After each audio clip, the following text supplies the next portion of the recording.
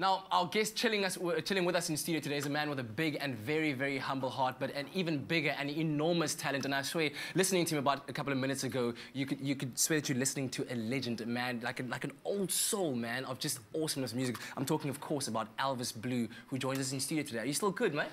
I cannot believe how much fun you guys get up to when it's still dark in the morning. That's true. Well, we make it happen. You gotta make it happen. It's great fun, at this time of the morning. But listen, dude, most people think that you just pounced on the scene, like one day, poof, and then Elvis Blue was born. But there's been a long journey since you started. I mean, we said now you started singing when you were young, but there was a long journey. Tell us about that story. Before everything happened in the last 8 months of my life, I did 5 albums. I did my first album when I was 20, and I'm 31 years old now. You weren't supposed to say that. Yes, man, I'm a toppy. No, but I've never done anything else other than music. Probably, I shouldn't be your accountant ever. I can be yours, though. I would be terrible, you know. So yeah. So, but I mean, in doing that, I mean, you were part of a group called, or you were Mono. You were singing as Mono. You even produced Afrikaans albums, one of which was nominated for a Sama, dude. Oh, that was amazing. Yeah. It was a very wonderful thing for me to be nominated for Sama. Yeah, I did 3 albums as Mono. Yeah. And then 2 albums with my real name, Jan Woogendijk, 2 Afrikaans albums.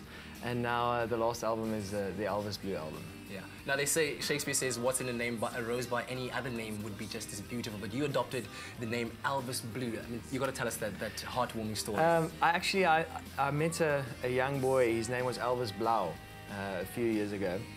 My wife worked at an organization called Bethesda in George, and they also had a hospice. And this little boy was in the hospice. He was HIV positive, and I used to sometimes visit there and just play some music, and he always said how badly he wanted to be a keyboard player. And I thought, this is very unfair, you know. He had the coolest name on the planet. We always said, we'll change your name, we'll make it Elvis Blue. And I thought, you know, it's not fair. My name is Jan Woogendijk. Come on, man. So about 2 years ago, a year and a half ago, little Elvis passed away. And when I had to think of to start a new English thing, I had to think of the best name I could think of.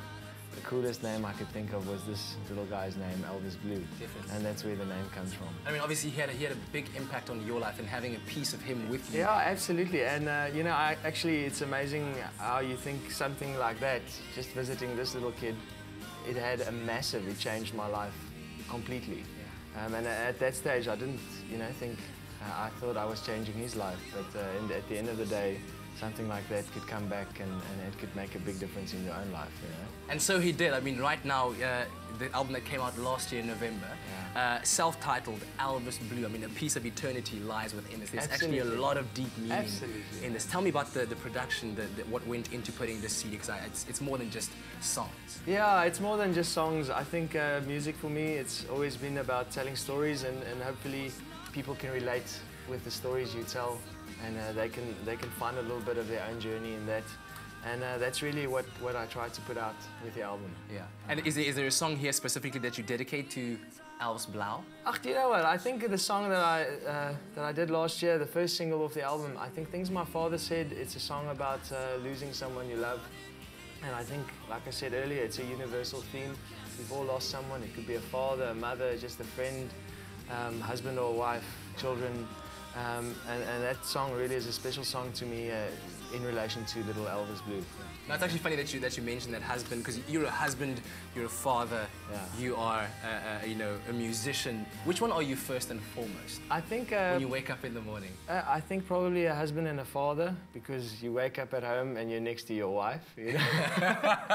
True. And then you go and get your little girl. Yeah. But I think those things, and those 3 things probably are closest to my heart, is my family and my daughter, and music.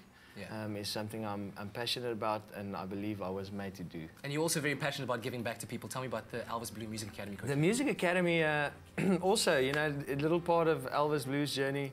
You know, I was living in George before all this happened to me, and I was teaching kids in Tembaletu. That's right next to George.